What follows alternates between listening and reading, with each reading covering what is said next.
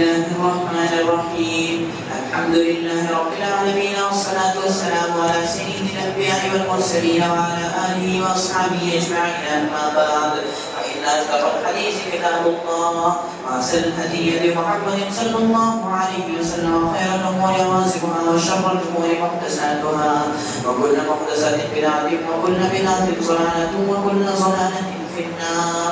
وبسند المتصل منا على الشيخ الإمام الإمام حافظ الحجة أمير المؤمنين في الحديث أبي عبد الله محمد بن إسماعيل بن إبراهيم بن المغيرة بن برقسة الجعفي اليماني البخاري رحمه الله تعالى. اللهم انفعنا بعلومه وعلومهم أجمعين، آمين يا رب العالمين. أنه قال: بسم الله الرحمن الرحيم. باب من حمل معه الماء لظهوره. وقال أبو الدرداء: أليس فيكم صاحب النعل والطهور والوساد؟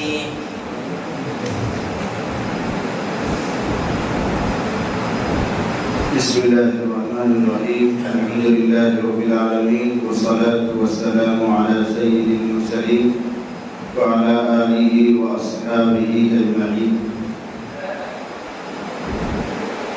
باب من حمل معه الماء لطهوره. وقال أبو الدرداء رضي الله عنه: أليس فيكم صاحب النعلين والطهور والوساد؟ بزرگوں اور بھائیوں، پردہ نشین مائیں اور بہنیں، بیان چل رہا ہے استنجا کے آداب کا۔ جب آدمی اپنے چھوٹے یا بڑے استنجے کے لیے جائے تو کن چیزوں کی رعایت کرنی چاہیے؟ پیچھے باب آیا تھا، اس سے لگا ہوا باب کہ جب آدمی استنجے کے لیے جائے اپنے نجاست کی صفائی کے لیے، طہارت کے لیے پانی ساتھ دے کر جائے۔ اب دوسرا باب قائم کر رہے ہیں کہ استنجا کی خدمت کے لیے، ایسے ہی وضو کی خدمت کے لیے اپنے ساتھ کسی کو لے کر جائے، یہ بھی جائز ہے۔ یعنی آدمی اپنے ساتھ ڈھیلے نہیں اٹھا رہا ہے، اپنے ساتھ لوٹے میں پانی نہیں لے رہا ہے، بلکہ اپنے کسی چھوٹے سے کام دے رہا ہے۔ یہ بالٹی میں پانی اٹھاؤ میرے ساتھ، چلو میں استنجا خانے میں جا رہا ہوں، یہ جنگل میں جا رہا ہوں فراغت کے لیے، یہ پانی تم اٹھا کر لے کر چلو، تو اس طرح خدمت دینا بھی جائز ہے۔ اور جس سے خدمت دی جا رہی ہے اس کو اس میں کوئی عار اور شرم محسوس نہیں کرنی چاہیے۔ وضو میں کسی کی خدمت کر دینا، استنجا کے اسباب میں کسی کی خدمت کر دینا، یہ کوئی عیب کی چیز نہیں ہے۔ حضرت نبی کریم صلی اللہ علیہ وسلم بھی اس طرح کی خدمت لے لیا کرتے تھے۔ پیچھے حضرت انس کی روایت آئی ہے، وہی روایت یہاں بھی آگے چل کر آ رہی ہے۔ حضرت انس کہتے ہیں کہ جب حضور استنجا کے لیے تشریف لے جاتے تھے تو میں اور انصار کے ایک لڑکا دونوں حضور کے لیے پانی اٹھا کر لے جایا کرتے تھے اور وہاں پانی رکھ کر آ جایا کرتے تھے۔ آپ اپنی ضرورت سے فارغ ہوتے، استنجا کرتے، پھر ہم وہ پانی اٹھا کر واپس لے آیا کرتے تھے۔ یہ کسی سے اپنے استنجا وغیرہ میں اور وضو کے کاموں میں خدمت لینا جائز ہے اور خدمت کرنا بھی جائز ہے۔ یہ تو ہے باب جس کے لیے عنوان قائم کیا ہے۔ آگے ایک قول نقل کیا ہے امام بخاری علیہ الرحمہ نے حضرت ابو الدرداء رضی اللہ عنہ کا۔ اس کا پس منظر یہ ہے کہ حضرت علقمہ وغیرہ، حضرت علقمہ ابن مسعود، حضرت عبداللہ ابن مسعود کے بیٹے علقمہ، حضرت علقمہ اور ان کے ساتھی یہ دمشق میں آئے، یعنی ملک شام آئے۔ یہ اصل رہنے والے تھے کوفہ کے۔ علقمہ ابن مسعود رہنے والے ہیں کوفہ کے، اور یہ پہنچے ہیں دمشق ملک شام میں، اور ملک شام میں حضرت ابو الدرداء رضی اللہ عنہ رہا کرتے ہیں، یہ بھی صحابی ہیں۔ تو علقمہ نے وہاں داخل ہو کر یہ دعا کی تھی: اللہم یسر لی جلیسا صالحا، اے اللہ مجھے کوئی نیک ساتھی عطا فرما دے جس سے مجھے کوئی فائدہ ملے، علم حاصل کروں، کچھ اور معلومات اس سے حاصل کروں، جس کی صحبت میں رہ کر مجھے دینی فائدہ ہو۔ اللہ کو ایسا ہم نشین اور ایسا ساتھی مجھے دے دیں۔ جب وہ مسجد دمشق میں داخل ہوئے تو ان کا رجحان حضرت ابو الدرداء رضی اللہ عنہ کی طرف ہوا۔ اور بھی لوگ بیٹھے ہوں گے، لیکن ان کو لگا کہ یہ کوئی اچھا انسان ہے، وہ پہچانتے نہیں کیوں، لیکن بزرگ سمجھ کر، بڑا دیندار سمجھ کر ان کی خدمت میں پہنچ گئے۔ اور کچھ سیکھنے کی انہوں نے درخواست کی، حضرت ہم تو یہ دعا کر کے داخل ہوئے ہیں اور ہمارا رجحان آپ کی طرف ہو رہا ہے، اس لیے ہمیں دین کی کچھ باتیں بتائیے۔ حضرت ابو الدرداء رضی اللہ عنہ نے ان سے پوچھا تم کہاں کے رہنے والے ہیں؟ تو انہوں نے کہا ہم کوفہ کے رہنے والے ہیں۔ تب حضرت ابو الدرداء نے یہ بات ارشاد فرمائی تم اتنی دور سے علم حاصل کرنے کے لیے یہاں آئے ہو، کیا تمہارے درمیان نعلین مبارک والا، وضو کا پانی اٹھانے والا اور تکیہ اٹھانے والا تمہارے درمیان نہیں؟ یہ حضرت عبداللہ ابن مسعود رضی اللہ عنہ کی کنیت ہے۔ حضرت عبداللہ ابن مسعود رضی اللہ عنہ حضور علیہ السلام کی چپل جوتے اٹھا کر رکھتے تھے۔ جب آپ مسجد میں چلے جاتے یا کسی مجلس میں چلے جاتے، نبی صلی اللہ علیہ وسلم اپنے چپل اتارتے یا جوتے اتارتے تو ان چپل جوتوں کو اٹھانا عبداللہ ابن مسعود کا کام، وہ ان کو اٹھاتے تھے اور ایسے نہیں رکھتے تھے آپ کی طرف، پڑھ کر بڑی حیرانی ہوئی، اپنی آستینوں میں رکھ لیا کرتے تھے حضور کے چپل اور جوتوں کو۔ عبداللہ ابن مسعود ایک چپل اس آستین میں دوسری چپل اس آستین میں یہاں رکھتے تھے، محبت میں عقیدت میں حضور کی چپل مبارک اپنی آستینوں میں رکھتے تھے۔ اور جب حضور علیہ السلام مجلس سے باہر آتے، مسجد سے باہر آتے تو پاؤں میں ڈال کر پہنانا عبداللہ ابن مسعود کا کام تھا، اس لیے وہ کہتے تھے صاحب النعلین، نعلین مبارک والے، چپل جوتے والے۔ ایسے ہی حضور علیہ السلام جب وضو کے لیے جاتے تو اس وضو کا پانی یا استنجا کی تشریف لے جاتے تو استنجا کا پانی حضرت عبداللہ ابن مسعود لوٹے میں، بالٹی میں، مشکیزے میں لے کر جایا کرتے تھے، اس لیے ان کو صاحب الطہور بھی کہتے ہیں، وضو کرانے والا، وضو کو پاکی حاصل کرانے والا۔ آگے بالوصال، تکیہ والا۔ ایک تکیہ تو یہ ہوتا ہے جو ہم سر کے نیچے لگاتے ہیں جب لیٹتے ہیں آرام کرتے ہیں، اس کو عربی میں مخدہ کہتے ہیں، مخدہ، خد ان سے دال گال سے بنا ہوا مخدہ۔ ایک تکیہ بیٹھنے کے لیے ہوتا ہے، عرب والے بیٹھنے کے لیے بھی تکیہ استعمال کرتے تھے، آج کل بھی استعمال ہوتا ہے لیکن تھوڑی سی شکل بدل گئی۔ صوفہ سیٹ کے آتے ہیں آپ کی شادی بیاہ میں جو جہیز میں، وہ بھی تو بیٹھنے کی کرتی ہے، اس میں بھی تو تکیہ لگا ہوا ہے، نیچے جو بیٹھا جاتا ہے فوم کا بنا ہوا ہے۔ تو عرب والے بیٹھنے کا تکیہ مستقل استعمال کرتے ہیں۔ تو حضور علیہ السلام جہاں کہیں تشریف فرما ہوتے فوراً وہ گدی بچھا دیتے، تکیہ ڈال دیتے تھے، یہ کام عبداللہ ابن مسعود کرتے تھے۔ تو تین کام ہو گئے، نبی علیہ السلام کی چپلوں کو اٹھانا اور پہنانا، نبی علیہ السلام کے لیے وضو کا پانی اٹھا کر لے جانا، آپ کے لیے وہ تکیہ جس پر آپ بیٹھتے تھے اس کو اٹھا کر رکھنا۔ تو عبداللہ ابن مسعود کو کہا جاتا تھا صاحب النعلین والطہور والوصال، یہ عربی زبان ہوئی، اردو میں کہیں گے چپلوں والا، وضو کرانے والا، تکیے والا تمہارے درمیان موجود نہیں۔ حاصل یہ نکلا حضرت ابو الدرداء رضی اللہ عنہ کہہ رہے ہیں تم اتنی دور علم حاصل کرنے کے لیے یہاں آئے ہو کوفہ سے، کوفہ میں عبداللہ ابن مسعود موجود ہیں، اتنا بڑا عالم موجود ہے، تم ان کو چھوڑ کر یہاں کیوں آئے؟ کیا تمہارے درمیان وہ نہیں ہے جو نبی کی چپلوں کو اٹھایا کرتے تھے؟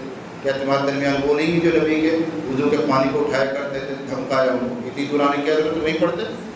اس سے ادب معلوم ہوا کہ اگر قریب میں کوئی ایسا عالم مل جائے جو علمی پیاس کو بجھا دے تو پھر سفر نہیں کرنا چاہیے، اپنے علاقے میں رہ کر ہی فیض پانا چاہیے، علم حاصل کرنا چاہیے۔ ہاں آپ کی پیاس یہاں سے نہیں بجھ رہی ہے اور ایسے علماء آپ کو دستیاب نہیں ہو رہے ہیں تو پھر آدمی سفر کرے، دوسرے علاقوں میں جائے، بڑے اداروں میں جائے، جہاں بھی اس کو ایسا لگتا ہے کہ میری علمی پیاس بجھ جائے گی، جائے سفر کرے۔ تو حضرت عبداللہ ابن مسعود تمہارے درمیان موجود ہیں، تم ان کو چھوڑ کر یہاں کیوں آئے ہو؟ انہیں سے تمہیں فیض پانا چاہیے۔ یہ حضرت ابو الدرداء کا قول امام بخاری نے کیوں نقل کیا؟ اس مناسبت سے اس میں کہا جا رہا ہے کہ وہ صاحب الطہور تھے، حضور علیہ السلام کے وضو کا پانی اٹھا کر لانا رکھنا یہ عبداللہ ابن مسعود کا کام تھا۔ بس معلوم ہوا کہ استنجے میں، وضو میں کسی کی خدمت کر دینا یہ کوئی بری بات نہیں ہے، عبداللہ ابن مسعود بھی خدمت کرتے تھے، اور خدمت لے لینا یہ بھی کوئی بری بات نہیں ہے، حضور علیہ السلام خدمت لیا کرتے ہیں۔ اس مناسبت سے یہ قول نقل کیا ہے۔ اس کے بعد حدیث آ رہی ہے اور یہ حدیث گزشتہ مجلس میں آخری باب میں آ چکی ہے، میں اس کا ترجمہ کر دیتا ہوں۔ حضرت انس رضی اللہ عنہ کہتے ہیں کان النبی صلی اللہ علیہ وسلم اذا خرج لحاجته، نبی علیہ السلام جب اپنی حاجت کے لیے، اپنی ضرورت کے لیے تشریف لے جاتے ہیں، اور ضرورت سے مراد بھی چھوٹا یا بڑا اس طرح ہے، تبعتہ انا وغلام منا، تو میں اور ہم میں سے ہی ایک لڑکا حضور کے پیچھے پیچھے چلتے ہیں۔ معنا اداوۃ من ماء، اور ہمارے ساتھ پانی کا برتن ہوتا تھا. اداوہ برتن کو کہتے ہیں، پانی کا برتن ہمارے ساتھ ہوتا تھا. حضور کو جہاں استنجا کرنا ہوتا تو ہمارا کر ہم پھر الگ ہو جاتے تھے. آپ ضرورت سے فارغ ہوتے تو خالی برتن پھر ہم اٹھا لایا کرتے تھے. معلوم ہوا کہ استنجا کے لیے خدمت کر دینا کوئی بری بات نہیں ہے، اور لینا بھی جائز ہے. جی. وبه قال حدثنا سليمان بن حرب قال حدثنا شعبة عن عطاء بن ابي ميمونة قال سمعت انسا يقول كان النبي صلى الله عليه وسلم اذا خرج لحاجته تبعته وانا وغلام منا معنا هدمة من ماء باب حمل العنزة مع الماء في الاستنجاء. اسی حدیث پر امام بخاری نے پھر ایک نیا باب قائم کیا، حمل العنزة مع الماء في الاستنجاء. حدیث وہی آ رہی ہے، پیچھے بھی وہی حدیث آئی، اور ابھی جو باب پڑھا ہم نے اس میں بھی وہی حدیث ہے. اب جو باب شروع ہو رہا اس میں بھی وہی حدیث، ایک ہی حدیث ہے، لیکن تینوں حدیثوں میں امام بخاری علیہ رحمہ کا استاد بدل رہا ہے. پہلی والی حدیث میں سند کے اندر پہلا استاد کوئی اور ہے، دوسری حدیث میں کوئی استاد اور ہے، تیسری میں کوئی اور استاد ہے، لیکن حدیث وہی آئی.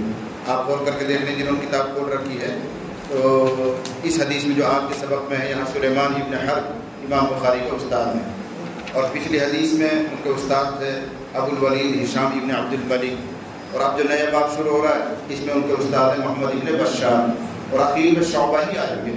سند چلتے چلتے حضرت شعبہ پہ پہنچے گی، اور حضرت انس کی وہ حدیث جو ابھی پیچھے گزری وہی آئے گی. ایسا امام بخاری علیہ الرحمٰن کبھی کبھی کرتے ہیں اپنی ساری سندوں کو سامنے لانے کے لیے کہ یہ حدیث مجھے فلاں سند سے ملی ہوئی ہے، یہ حدیث مجھے فلاں سند سے ملی ہوئی ہے، یہ حدیث مجھے فلاں سند سے ملی ہوئی ہے، لیکن ان پر افادہ مزید کے لیے، فائدہ زائدہ کے لیے نیا باب قائم کر دیتے ہیں.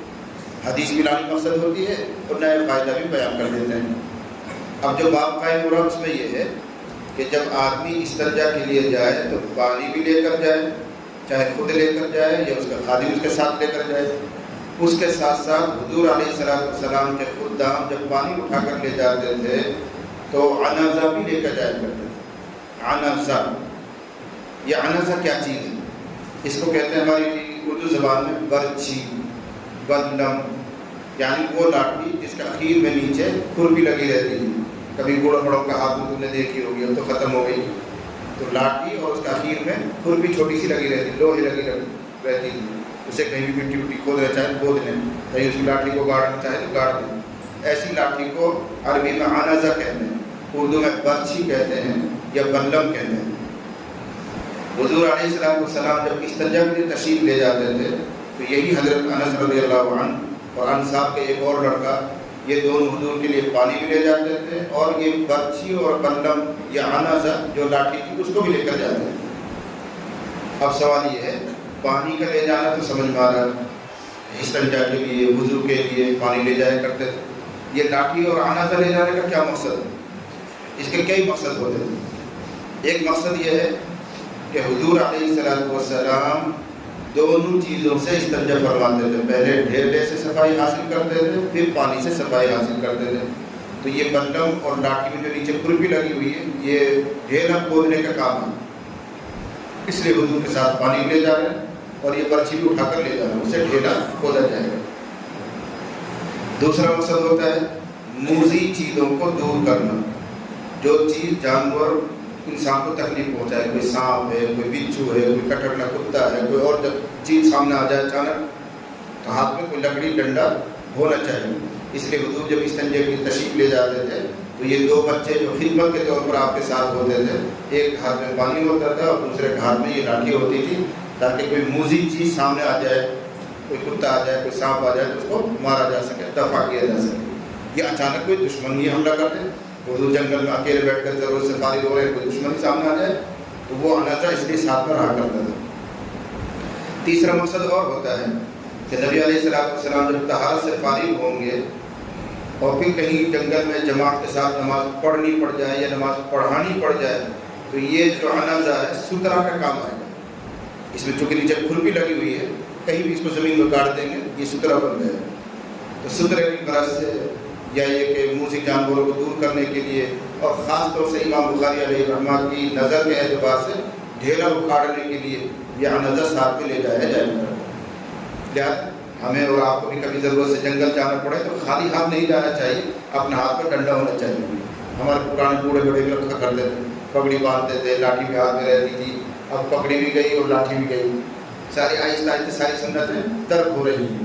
تو یہ لاٹھی رکھنے میں بڑے فائدے ہیں، کتا آپ کے قریب نہیں آئے گا، کوئی موذی جانور اور قریب نہیں آئے گا، بہت سے اور فائدے ہو سکتے ہیں۔ تو حضور علیہ السلام کے ساتھ یہ خادم لوگ عنزہ بھی رکھا کرتے تھے اس مقصد کے لیے۔ امام بخاری نے یہ باب اس پر قائم کر دیا، اور مقصد ہے نئی سرد لانا، حدیث میں یہ ہے جو گزشتہ ہے۔ جی وبه قال حدثنا محمد بن بشار قال حدثنا محمد بن جعفر قال حدثنا شعبة عن عطاء بن ابي ميمونة جعفری غیر منصرف نہیں ہے، منصرف نہیں۔ جی حدثنا محمد بن جعفر قال حدثنا شعبة عن عطاء بن ابي ميمونة سمع انس بن مالك يقول كان رسول الله صلى الله عليه وسلم يدخل الخلاء فاحمل انا وغلام اذا وعد من ماء وعنزة يستنجي بالماء تابعه النزول۔ ابھی سوال ہوتا ہے، پیچھے بھی 2 جگہ یہ حدیث آ چکی ہے اور اس میں عنزہ کا تذکرہ نہیں ہے، یہی حضرت انس والی حدیث ہے۔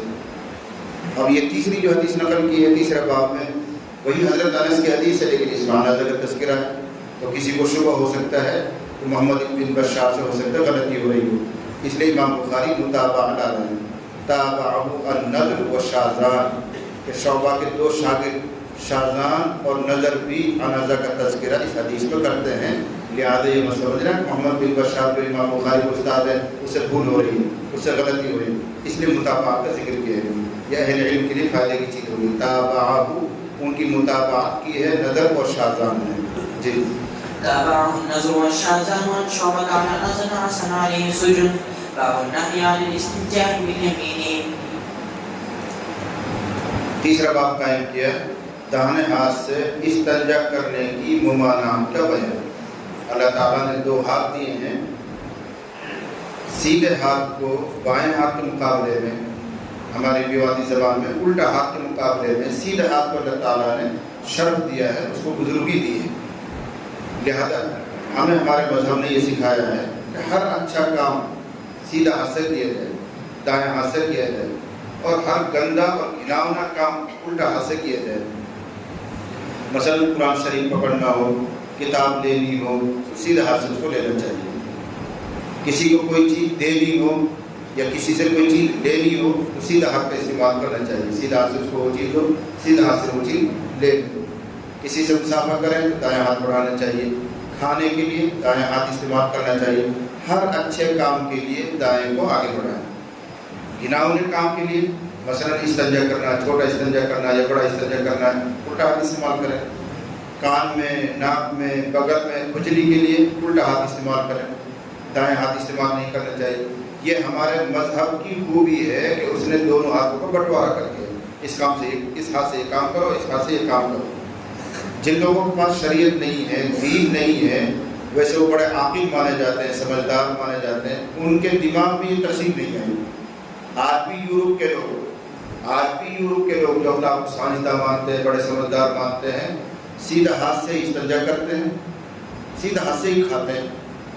اب ان کے دماغ نے یوں کہا کہ اسی ہاتھ سے ہم استنجا کرتے ہیں، یہ تو گندا بھی رہتا ہے، پھر اسی ہاتھ سے ہم کھائیں تو ان کی عقل نے قبول نہیں کیا، تو انہوں نے اس کا حل کیا نکالا، چمچی اور کانٹوں سے کھانا شروع کر دیا کہ چونکہ اسی ہاتھ سے ہم لوگ استنجا لیتے ہیں، اسی ہاتھ سے کیسے کھائیں، تو اس کے جگہ وہ کانٹوں سے، چمچیوں سے کھاتے ہیں ایسے۔ لیکن شریعت کتنی اچھی چیز ہے، اس نے کہا وہ سیدھا حل ہے، سیدھا ہاتھ کو کھانے کے لیے استعمال کرو، الٹا ہاتھ کو استنجا کے لیے استعمال کرو، کوئی گھن بھی تمہیں نہیں آئے۔ تو یہ اسلام کی خوبی ہے، مذہب کی خوبی ہے، اس نے ہمیں یہ شعور سکھایا ہے کہ سیدھا ہاتھ سے کیا کام کرنا چاہیے۔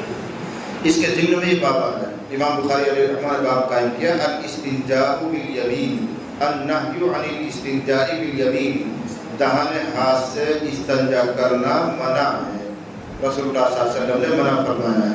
اب اس کی حدیث آ رہی ہے، اس کے ذیل میں اور مسئلے بھی آئے ہیں۔ جی وبه قال حدثنا معاذ بن خزانة قال حدثنا هشام هو الدستوائي عن يحيى بن ابي كثير عن عبد الله بن قتادة عن ابيه قال، آپ علیہ السلام نے ارشاد فرمایا، اذا شرب احدکم فلا يتنفس في الاناء، دونوں اعراب جائز ہیں۔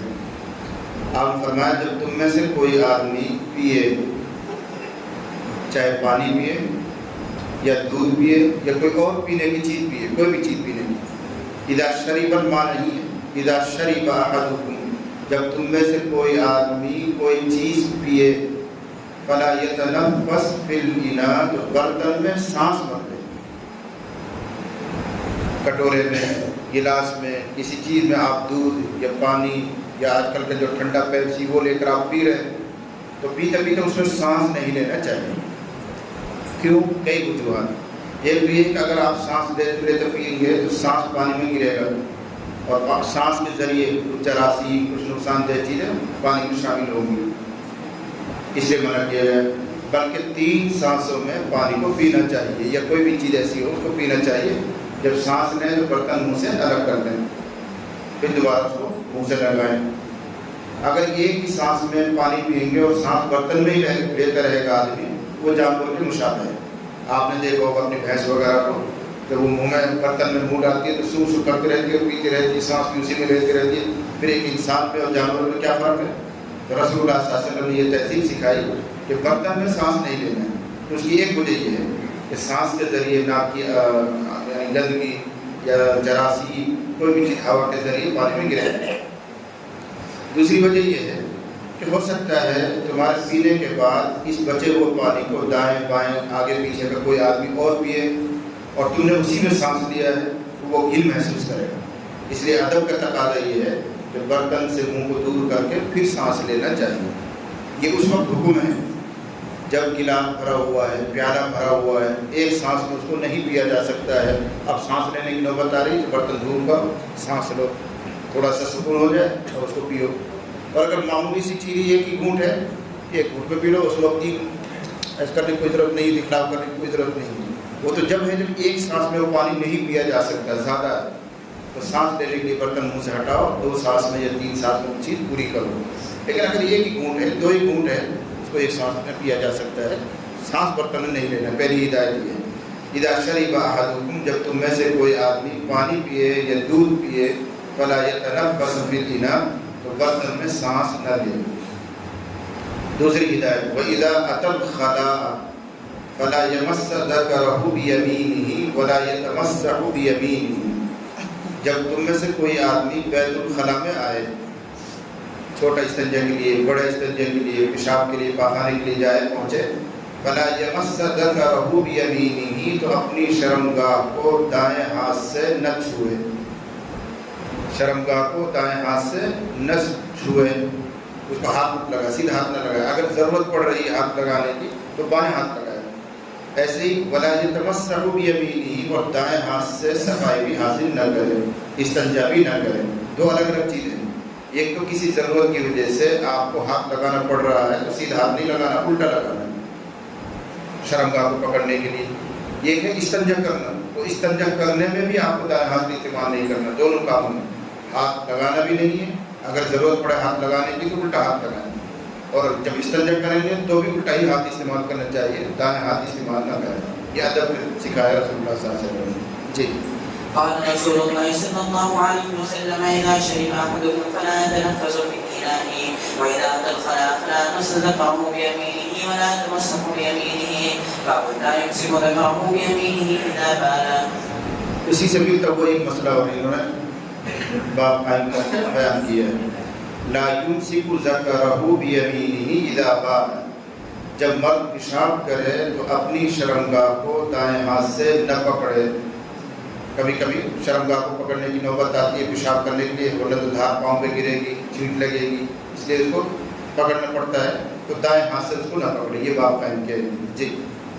وبه قال حدثنا محمد بن يوسف قال حدثنا الأوزاعي عن يحيى بن أبي كثير عن عبد الله بن أبي قتادة عن النبي صلى الله عليه وسلم قال، آپ نے ارشاد فرمایا اذا بال احدکم، جب تم میں سے کوئی آدمی پیشاب کرے، فلا یأخذن ذکرہ بیمینہ، تو اپنے دائیں ہاتھ سے شرمگاہ کو نہ پکڑے، ولا یستنجی بیمینہ، اور دائیں ہاتھ سے استنجا بھی نہ کرے، ولا یتنفس فی الاناء، اور برتن میں پانی پیتے وقت، دودھ پیتے وقت سانس بھی نہ لے. وہی ہدایات جو پر آئی ہیں 3 اکٹھی ہو گئی. جی. إذا بال أحدكم فلا يأخذن ذكره بيمينه ولا يستنجي بيمينه ولا يتنفس بالإناء باب الاستنجاء بالحجارة. استنجا بالحجارہ، پتھر سے، اینٹ سے، ڈھیلے سے استنجا کرنے کا بیان. پیچھے بیان چلا ہے پانی کا کہ جب آپ استنجا کے لیے جائیں تو ساتھ میں پانی لے کر جائیں، پانی سے صفائی حاصل کریں.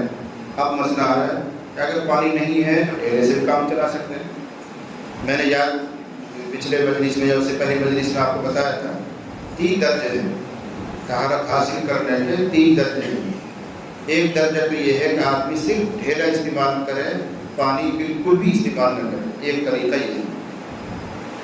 دوسرا طریقہ یہ ہے کہ صرف پانی استعمال کرے، ڈھیلا بالکل استعمال نہ کرے. جیسے آج کل رواج پڑ گیا ہے، گھروں میں بیت الخلا بنے ہوئے ہیں، صرف پانی سے صفائی حاصل کرتے، ڈھیلا کو استعمال نہیں کرتا. اور تیسرا طریقہ یہ ہے کہ آدمی پہلے ڈھیلے سے صفائی حاصل کرے، پھر پانی سے بھی دھلائی کرے، صفائی حاصل کرے. اگر صرف ڈھیلا استعمال کر رہا ہے تو وہ سب سے ادنا درجہ ہے. پانی استعمال نہیں کیا، صرف ڈھیلا استعمال کیا، وہ طہارت کا سب سے ادنا درجہ ہے، نچلا والا درجہ ہے. نمبر 2، ڈھیلا بالکل استعمال نہیں کیا لیکن پانی سے پاکی اور صفائی حاصل کر لی، یہ فضیلت کا ادنا درجہ، فضیلت کا اعلیٰ درجہ، فضیلت کا ادنا درجہ ہے. اور طہارت میں سب سے اعلیٰ درجہ یہ ہے کہ آدمی ڈھیلا بھی استعمال کرے اور ڈھیلے کے بعد پھر پانی سے بھی صفائی حاصل کرے، یہ سب سے اعلیٰ درجہ ہے. لیکن جائز تینوں ہیں. اور میں نے وہاں وضاحت کی تھی کہ ڈھیلا استعمال کرنا اور پانی بالکل استعمال نہ کرے آدمی اس وقت جائز ہے جب نجاست اپنے مخرج سے تھوڑی سی بھی ادھر ادھر نہ پڑے. کسی کا ہاضمہ اچھا ہے اور غلاظت جو ہے، پاخانہ جو ہے وہ بالکل سوکھے ہوئے شکل میں نکل رہا ہے تو نجاست ادھر ادھر نہیں لگے. اور اگر کسی کو دست لگے ہوئے ہیں تو وہ پھیلے. اور مخرج سے ارد گرد، مخرج مطلب ہوتا ہے نکلنے کی جگہ، جہاں سے غلاظت نکل رہی ہے، ناپاکی نکل رہی ہے، اس سے ادھر ادھر نجاست نہ پڑے تو صرف ڈھیلے پر بھی اکتفا کرنا جائز ہے. صرف ڈھیلا استعمال کیا، پانی کو ہاتھ نہیں لگایا، نماز بنا کر آئیے تو ہو جائے، کوئی حرج کی بات نہیں. لیکن اگر نجاست تھوڑی سی بھی ادھر ادھر لگ گئی ہے تو پھر ڈھیلے کے ساتھ ساتھ پانی بھی استعمال کرنا چاہیے. میں نے آپ کو سنایا تھا قرآن حکیم میں اللہ تعالیٰ نے اہل قباء کی تعریف فرمائی، فیہ رجال یحبون ان یتطہروا، وہاں ایسے لوگ ہیں جو بہت زیادہ پاک صاف رہنے کو پسند کرتے ہیں. تو حضور علیہ السلام باقاعدہ تشریف لے گئے قباء والوں کے پاس اور ان سے جا کر معلوم کیا، بھائی اللہ تمہاری تعریف کر رہے ہیں، تمہارے یہاں پاکی حاصل کرنے کا کیا طریقہ ہے؟ تو انہوں نے کہا جی ہم تو پہلے ڈھیلا استعمال کرتے ہیں اور ڈھیلے کے بعد پھر پانی سے استنجا کرتے ہیں. تو حضور فرمایا یہی وجہ ہے کہ اللہ تعالیٰ تمہاری تعریف فرما رہے ہیں. تو اکثر صحابہ کو ڈھیلے پر اتفاق کرتے تھے، اکثر صاحب، کیونکہ وہ سب خشک خوراک کھانے والے، کھجور کھاتے تھے، فلاں چیز کھاتے تھے. اور روایات میں آگے چل کر آئے گا ایسا استنجا کرتے تھے جیسے بکری مینگنی کرتی، اتنا خشک استنجا ان کا ہوتا تھا. خوراک ایسی تری والی نہیں تھی، ایسے شوربے والی نہیں تھی، تو بندگی ہوئی غلاظت نکلتی تھی، اس میں ڈھیلے کا استعمال کرنے کی ضرورت نہیں رہتی. کیا لگے گا؟ کچھ نہیں لگے. لیکن پھر بھی وہ حکم پورا کرنے کے لیے ڈھیلا استعمال کرتے تھے.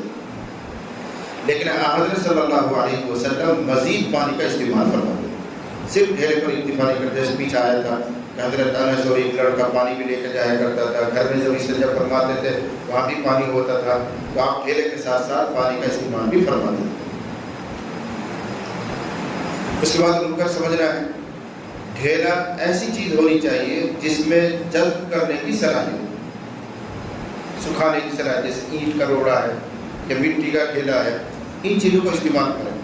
اس میں ادب یہ بیان کیے گئے ہیں، پیچھے بھی میں نے بتایا تھا، ہر وہ چیز جو کسی مخلوق کی خوراک ہو، ایک نمبر. نمبر 2، وہ چیز موذی نہ ہو.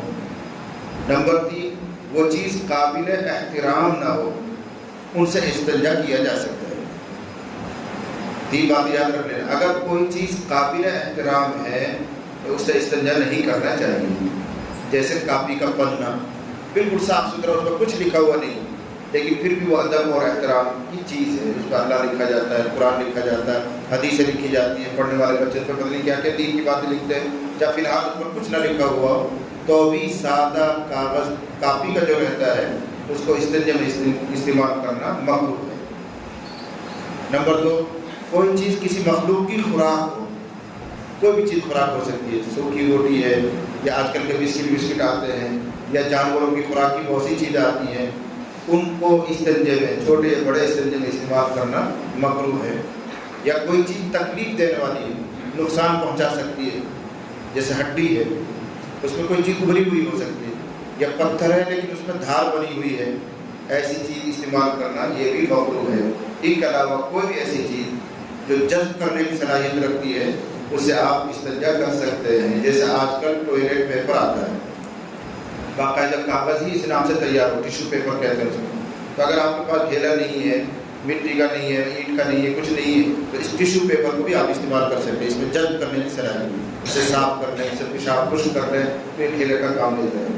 تو بہرحال امام بخاری علیہ الرحمہ نے یہ باب قائم کیا ہے اور ہمیں سمجھایا ہے کہ بوقت ضرورت آدمی ڈھیلا استعمال کر سکتا ہے۔ اگر پانی دستیاب ہے تو پانی بھی استعمال کرے، نہیں ہے تو صرف ڈھیلے سے بھی کام چلا سکتا ہے، اور ڈھیلے کے لیے ہر وہ چیز استعمال کریں گے جس میں جذب کرنے کی صلاحیت ہے، لیکن وہ خوراک نہیں ہونی چاہیے، قابل احترام چیز نہیں ہونی چاہیے، نقصان پہنچانے والی چیز نہیں ہونی چاہیے۔ نمبر 4 پر وہ ناپاک بھی نہیں ہونی چاہیے، ناپاکی دور کرنے کے لیے تو استعمال کر رہے ہیں، اور ناپاک چیز استعمال کر لیا آپ نے تو ناپاکی دور تھوڑی ہوگی، ناپاکی بڑھ جائے گی۔ جیسے کوئی گوبر، کیا کہتے ہیں اس کو آپ، اور استعمال کر رہا ہے یا لید استعمال کر رہا ہے، وہ صحیح نہیں، وہ چاہے جذب کر لے لیکن وہ خود ناپاک، تو ناپاکی سے مل کر وہ ناپاکی کو اور بڑھائے گا، اس لیے اس کا استعمال بھی صحیح نہیں۔ جی وبه قال حدثنا احمد بن محمد المكي قال حدثنا عمر بن يحيى بن سعيد بن عمر المكي عن جدي عن ابي هريره قال حضرت ابو ہریرہ کہتے ہیں اتبعت النبي صلی اللہ علیہ وسلم وخرج لحاجته، میں حضور کے پیچھے پیچھے چل رہا تھا اور نبی صلی اللہ علیہ وسلم اپنی ضرورت کے لیے نکلے۔ نبی کو معلوم نہیں کہ میرے پیچھے ابو ہریرہ ہے۔ صورت حال یہ ہے حضور علیہ السلام اپنے چھوٹے یا بڑے استنجے کی نیت سے جنگل کی طرف جا رہے ہیں، اور حضرت ابو ہریرہ کہہ رہے ہیں میں پیچھے پیچھے ہو لیا، اکیلے کیوں جا رہے ہیں، کیا مقصد ہے، کوئی خطرہ بھی ہو سکتا ہے، اس لیے خدمت کی نیت سے میں پیچھے پیچھے چل گیا۔ یہ مطلب اتبعت النبی ہے، میں نبی صلی اللہ علیہ وسلم کے پیچھے ہو لیا، وخرج لحاجته، اور حضور اپنی ضرورت کے لیے جا رہے ہیں۔ لیکن حضور کا مزاج یہ تھا چلتے ہوئے ایسے دائیں بائیں نہیں دیکھتے تھے، سیدھے اپنی نظر رکھتے ہوئے آگے چلتے تھے، بہت شرمیلے تھے، تو نہیں چاہتے تھے کہ آپ کی نظر کسی غیر محرم پر پڑے، کسی اور نامناسب چیز پر پڑے، تو سیدھے چلتے تھے اور سامنے ہی نگاہ رکھتے تھے۔ اسی کہہ رہے ہیں وَكَانَ لَا يَلْتَفِتُ، اور حضور علیہ السلام ادھر ادھر متوجہ نہیں ہوتے تھے، اس لیے پیغمبر کو نہیں پتہ چل رہا تھا میرے پیچھے بھی کوئی ہے۔ سمجھ رہے ہیں منظر کو؟ ابو ہریرہ پیچھے پیچھے ہیں، حضور آگے ہیں، اور حضور ادھر ادھر دیکھتے نہیں تھے، اس لیے حضور علیہ السلام کو نہیں پتہ چل رہا ہے کہ میرے پیچھے ابو ہریرہ ہیں۔ فَدَنَوْتُ مِنْهُ، تو میں یہ بتلانے کے لیے اور جتلانے کے لیے کہ میں آپ کے قریب ہوں، میں آپ کے ساتھ چل رہا ہوں، علم میں لانے کے لیے میں حضور کے قریب گیا۔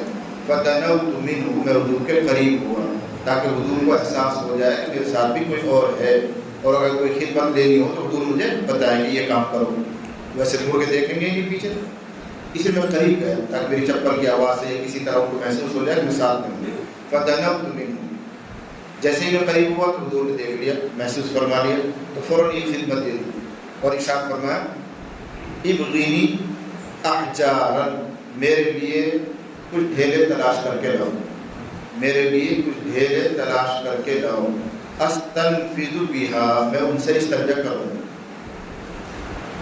خدمت دے دی، اس سے وہ پہلا والا مقصد بھی سمجھ میں آ گیا کہ آدمی اپنے استنجے کی خدمت کسی سے لے سکتا ہے۔ ابو ہریرہ کو حکم دے رہے جاؤ ڈھیلا لاؤ میرے لیے ڈھونڈ کے، حضرت ابو ہریرہ گئے اور ڈھیلے ڈھونڈ کر لائے۔ یہاں ایک چیز یہ معلوم ہوئی کہ حضور علیہ السلام کسی ایسی جگہ پر ہیں جہاں ڈھیلے آسانی سے نہیں مل رہے ہیں، ورنہ تو جہاں بیٹھے ہیں وہیں بہت سارے ڈھیلے اٹھا لیں، اس لیے کہ مدینے کی زمین جو ہے وہ پتھریلی زمین ہے، وہاں مٹی کے ڈھیلے جلدی سے ملیں گے نہیں، آپ کی طرح زمین نہیں ہے، کھیت جگہ جگہ کھیت کہیں سے ڈھیلے اٹھا لو، پتھریلی علاقہ ہے، سنگریزے پڑے رہتے ہیں، چھوٹے چھوٹے سنگریزے پڑے رہتے ہیں، اس لیے حضور نے حضرت ابو ہریرہ فرمایا میرے لیے پتھر یعنی ڈھیلے اٹھا کر لاؤ۔ اور ہدایت کی ساتھ میں ولا تأتنی بعظم ولا روث، ولا تأتنی بعظم ولا روث، اور ہڈی لید لے کر مت آنا، استنجا کے لیے کوئی ڈھیلا اٹھا کر لاؤ، لیکن ان چیزوں میں ہڈی نہیں ہونی چاہیے. کیوں؟ اول تو ہڈی چکنی ہوتی ہے، وہ صفائی کرنے کے بجائے گندگی کو اور پھیلائے گی، وہ جذب کرنے کی صلاحیت نہیں رکھتی، اس لیے ہڈی مت لانا. سمجھ گئے؟ ہڈی مت لانا اس لیے کہ ہڈی میں جذب کرنے کی صلاحیت نہیں ہے. اس سے جب آپ گندگی کو صاف کرو گے تو وہ بکھر جائے گی، ادھر ادھر لگ جائے گی، اس لیے ہڈی مت لانا. ایک وجہ تو یہ. دوسری وجہ یہ کہ ہڈی میں کہیں کہیں دانے سے ابھرے رہتے ہیں، وہ موذی بھی ہو سکتا ہے، تکلیف دینے والی چیز ہو سکتی ہے. آدمی اس سے استنجا کر رہا اور رگڑ کر کے خراش ہو گئی، زخم لگ گیا، زخم بڑھتے بڑھتے وہ اور مصیبت بن گئی. اس لیے میں نے فرمایا ہڈی لے کر بتا دیں. ایک تیسری وجہ بھی ہے جو ترمذی شریف کی روایت میں آئی ہوئی ہے اور آگے بخاری میں کہیں آ جائے گا. حضرت نبی کریم صلی اللہ علیہ وسلم نے ارشاد فرمایا اپنے استنجے میں ہڈی استعمال مت کیا کرو.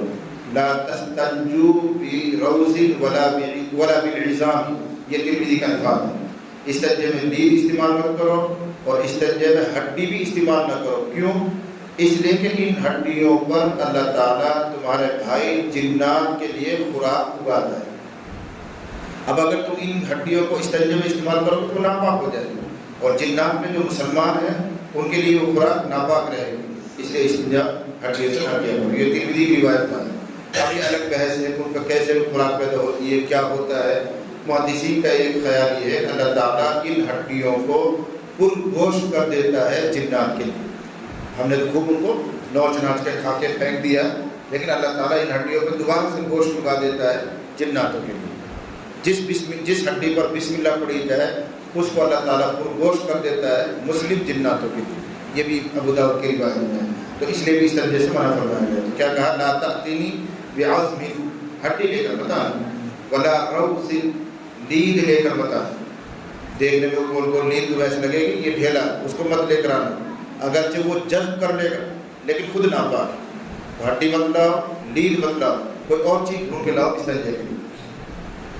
فَأَتَيْتُهُ بِأَحْجَارٍ بِطَرْفِ ثِيَابِي فَوَضَعْتُهَا إِلَى جَنْبِهِ وَأَعْرَضْتُ عَنْهُ، بس میں اپنے کپڑے کے پلے میں، لنگی کے پلے میں، چادر کے پلے میں، طرف ثیابی اپنے کپڑے کے پلے میں کافی سارے ڈھیلے اٹھا لائے. فَأَتَيْتُهُ بِأَحْجَارٍ بِطَرْفِ ثِيَابِي، بجائے 2 یا 3 اور 4 لانے کے پلے میں کافی سارے بھر کے حضور کے لیے لیا جائے.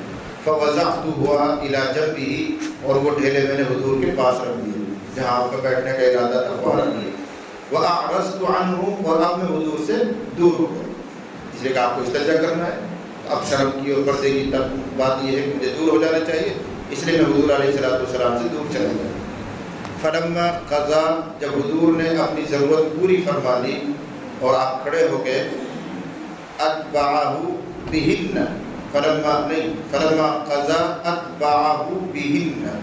لفظی ترجمہ دیکھیں، یہ جو کتابیں دیکھ رہے ہیں، جب حضور علیہ السلام نے اپنی ضرورت پوری کر لی، اتبعہ، تو آپ نجاست کے پیچھے لگ گئے، بہن، ڈھیلوں کے ذریعے. یہ لفظی ترجمہ، یعنی ڈھیلوں سے آپ نے خوب صفائی حاصل کی. بس معلوم ہوا ڈھیلوں سے استنجا کیا جا سکتا ہے. نبی علیہ السلام نے بھی ڈھیلوں سے استنجا کیا، اور اس موقع پر آپ نے پانی بالکل استعمال نہیں کیا. صرف ڈھیلے بھی استعمال کیے جا سکتے ہیں جب نجاست مخرج سے آگے نہ بڑھے. جی. قال اتخذت النبي صلى الله عليه وسلم أخرج لحاجته وكان لا ينتفذ فتنوت منه فقال ابغني أحجارا أستنفذ بها ونحوه ولا تأتني بعصر ولا غيث.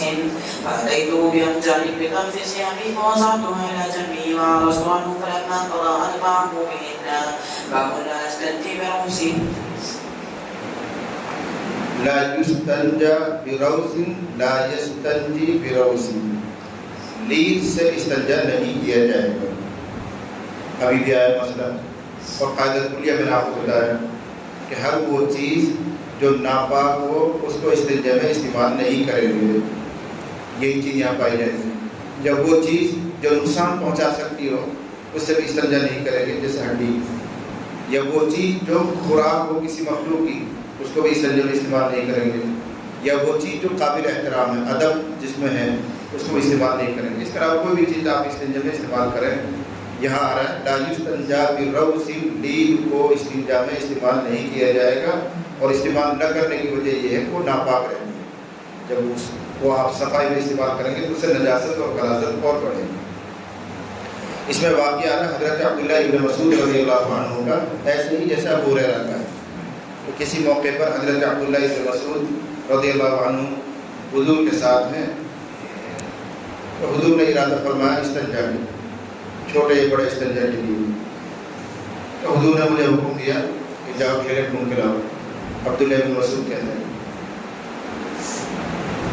حضرت عبداللہ ابن مسعود کہہ رہے ہیں میں ڈھونڈ کر لایا تو دو تو مجھے ڈھیلے مل گئے اور تیسری لید مل گئی۔ معلوم ہوا کوئی ایسی جگہ جہاں آسانی سے ڈھیلے نہیں مل رہے تھے، تو خوب تلاش کرنے کے بعد دو ڈھیلے ملے اور ایک لید ملی۔ میں تینوں کو لے آیا اور حضور کو دے دیے۔ تو حضور نے وہ دو ڈھیلے رکھ دیے اور لید کو پھینک دو اور فرمایا تیسرے ڈھونڈ کے لاؤ۔ التمس لی ثالثا، یہ روایت ابن مسند احمد میں، جب تیسرا بھی ڈھونڈ کے لاؤ۔ تو لید کو آپ نے پھینک دی۔ یہاں سے استدلال ہوا کہ لید کو استنجا میں استعمال نہیں کریں گے۔ نبی علیہ السلام نے ڈھیلے منگوائے تھے تو دو ہی ملے تھے، ایک لید ملی تھی، عبداللہ بن مسعود لے کر آ گئے تو آپ نے لید کو پھینک دیا اور یہ فرمایا انھا رجس، یہاں لفظ آئے گا ہذا رجس، یہ تو ناپاک ہے۔ جب یہ ناپاک ہے تو اسے ہم پاک کیسے حاصل کریں؟ یہ مسئلہ آ رہا ہے جی۔ وبه قال حدثنا ابو نعيم قال حدثنا زهير عن ابي اسحاق قال ليس ابو عبيده ذكره ولكن عبد الرحمن بن الاسود عن ابيه انه سمع عبد الله يقول، عبد الرحمن ابن اسود اپنے والد یعنی اسود سے روایت لے رہے ہیں اور وہ کہتے ہیں کہ انہوں نے حضرت عبداللہ ابن مسعود رضی اللہ عنہ کو فرماتے ہوئے سنا۔ وہ کہتے ہیں اتى النبی صلی اللہ علیہ وسلم الغائط، نبی علیہ السلام نشیبی زمین میں آئے۔ میں نے پہلے شاید آپ کو بتایا الغائط کہتے ہیں نشیبی زمین، نشیبی زمین اس کو کہتے ہیں جو نچلے والی علاقہ ہو، جانب میں دونوں طرف کی زمین اٹھی ہوئی ہو، بیچ میں آدمی بیٹھے، جیسے کوئی ندی ہو، کوئی نالا ہو، کوئی ٹیلا ہے اس کے نیچے چھپ کر بیٹھ رہا ہے، ایسی جگہ کو غائط کہتے ہیں۔ عرب والے جب بڑے یا چھوٹے استنجا لے جاتے تھے تو اتنا ادب تو ان میں بھی تھا کہ ایک دم کھلی جگہ نہیں بیٹھتے تھے، کوئی پردے کی جگہ، کوئی کوٹ کی جگہ تلاش کرتے تھے۔ اس لیے عربی میں یہی لفظ بولا جاتا ہے، مراد ہوتا ہے اس سے بڑا استنجا۔ اتى النبی صلی اللہ علیہ وسلم الغائط، نبی علیہ السلام بڑے استنجے کے لیے آئے۔ لیکن جو بڑے استنجے کے لیے کہاں جاتے ہیں؟ نشیبی زمین میں، ایسے علاقے میں جو نچلا پڑتا ہو، چھپ جائے، جس میں آدمی کا پورا جسم نظر نہ آئے، کم سے کم سطر نظر نہ آئے، ایسی جگہ کو غائط کہتے ہیں۔ تو اتى النبی صلی اللہ علیہ وسلم، نبی علیہ السلام نشیبی علاقے میں آئے، یہی کہہ لیجیے بڑے استنجے کے لیے آئے۔ فامرنی، تو حضور نے مجھے حکم دیا عبداللہ بن مسعود کو، ان آتیہ بثلاثۃ احجار، کہ میں پیغمبر کی خاطر 3 ڈھیلے اٹھا کر لاؤں، یہ حکم مجھے دیا۔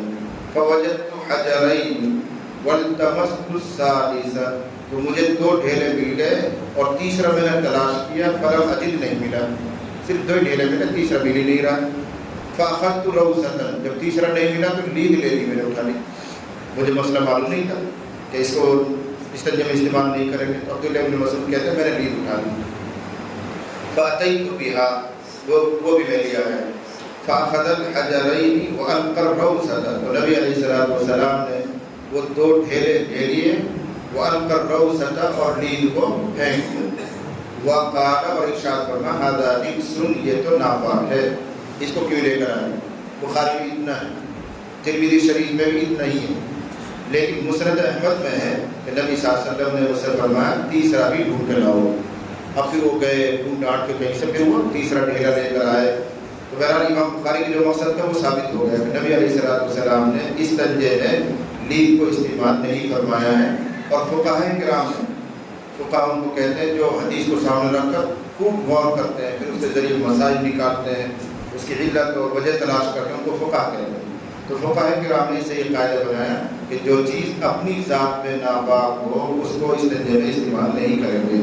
جیسے لید ناپاک ہے، اس کے علاوہ کوئی اور چیز ناپاک ہو اس کو استعمال نہیں کریں گے۔ جی۔